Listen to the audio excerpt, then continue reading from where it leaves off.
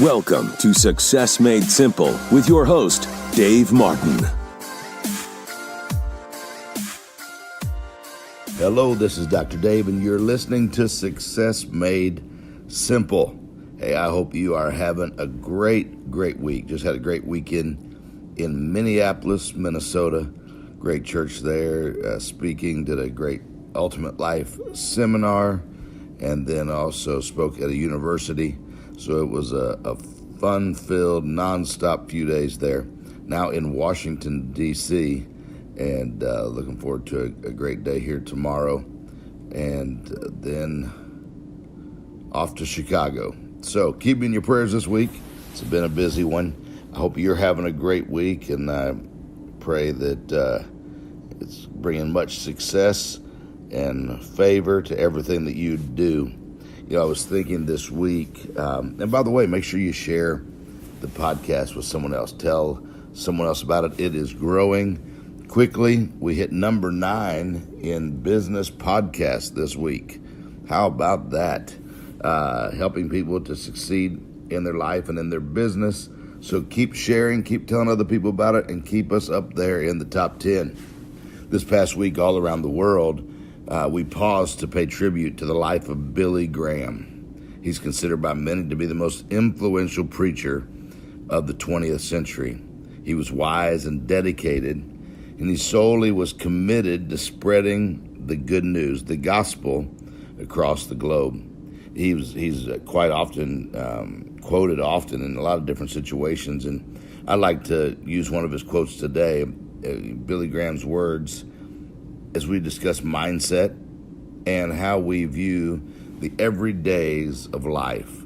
Life is just not about the big things, although those are a lot of times the most visible, but rather it's about the everyday things that make us who we are, so that when those large defining situations arise, we are ready to handle them because we've been prepared through the everydays. Here's what Billy Graham said.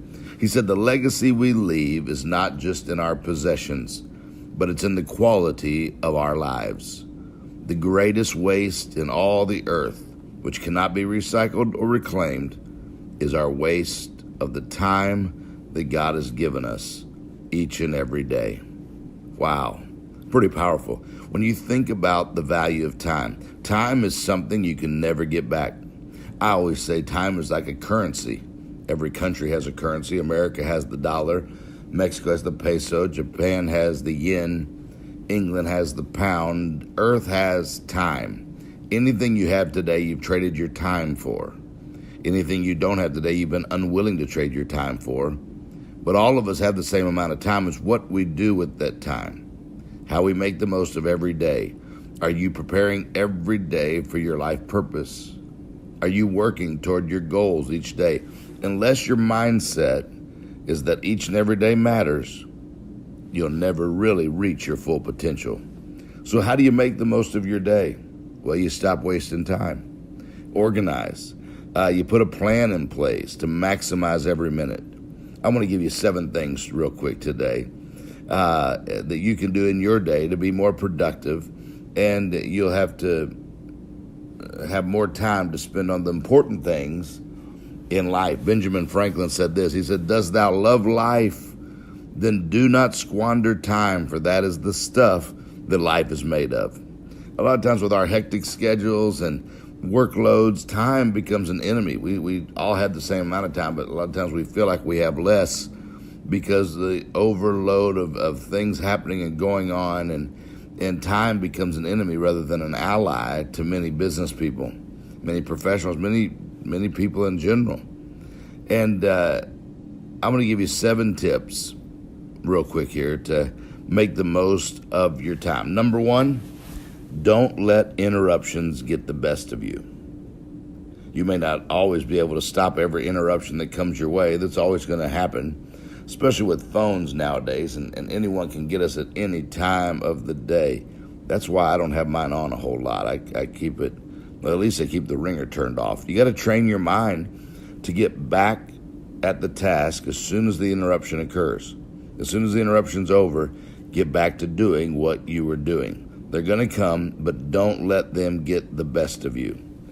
Number 2, second tip, focus on being on time. Oh, there's nothing I hate worse than people that are late. You irritate more people than you realize if you have a problem with tardiness. And besides, there are probably no more creative excuses you can come up with as to why you're late anyway. I was telling someone just the other day, if you're going to a meeting and there's 5 people at the meeting and you're 5 minutes late, that makes you 25 minutes of time that you've wasted, because you've taken 5 minutes from each person in that room. Add that up. That's how much time you've stolen from people. Focus on being on time. Number 3, set aside 15 minutes a day to plan. This is something that I learned from Mary Kay Ash from Mary Kay Cosmetics.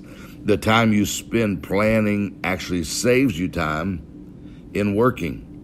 When you take just 15 minutes a day to set your course, you will find that you can achieve a whole lot more throughout the day because you have a plan. What planning does, planning brings the future into the present so that you can do something about it. It's so vital. I have a whole nother teaching I do just on the power and the purpose of planning, because it helps you when you know exactly where you're going and where you're headed. Number 4, try to develop a routine in life.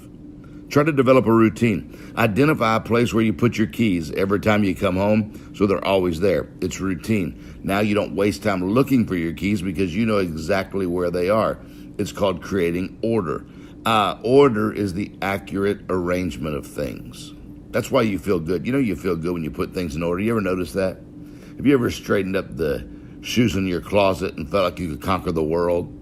You begin to create order. Well, God is a God of order. That's why you feel good when you put things in order. Keep your office supplies in a particular area. Return your phone calls at a certain time each day. What routines do is they're freeing rather than confining, because they relieve stress and they cut down on wasted time. Number 5, cut back your socializing time at work. Not only does socializing limit the amount of work you can get done, but also the time that the other people you're talking to and things that they could get done. Don't force your coworkers to work late to make up for lost time that occurred because of you. And that could be not just someone there in your office. That could be texting. That could be on social media. There's a new saying out with business psychology called AWP. AWP, it stands for absent while present. And it talks about how often people are present. They're there in their desks, but they're absent. They're not actually doing their work. The amount of time that's wasted each day by people that aren't actually doing their work, but they're on social media and other things, cut it back. Cut it back. You'll accomplish a lot more. Number 6, clean up your office. Get rid of clutter. Throw all the useless things that you don't need. When you leave your desk organized at the end of the day, you'll be better organized for a fresh start the next morning. I have one drawer, top right drawer. I can take everything that I'm working on, put it in a folder, and drop it right in that drawer. So when I walk in the morning, my desk will be clear.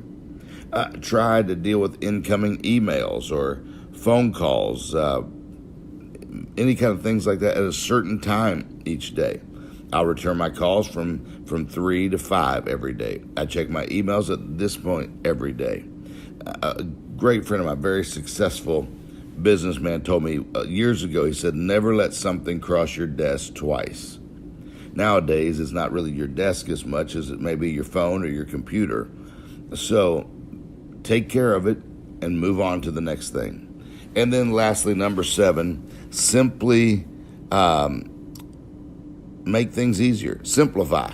I like to call it Success Made Simple, our podcast, because I'm trying to simplify, trying to give these principles to you simple. Simplify all those mundane chores that you have to do. You hate doing them anyway, but if you don't stop and stay on top of the things like the calls or the emails, eventually you're overwhelmed by how many you've got to take care of. Simplify, simplify, simplify. Now listen, I know you may not use all 7 of them. Maybe you will. Maybe you find 1 or 2 of them that will work for you. either way, if you want to be a success in life, you've got to cultivate a mindset that time is critical and you must develop ways to make the most of your time. I'll close with another favorite quote of mine by Billy Graham, which I believe really outlines a life that will create a real legacy. Because that's really what it's about. More than just success, we want to have significance. We want to leave a legacy.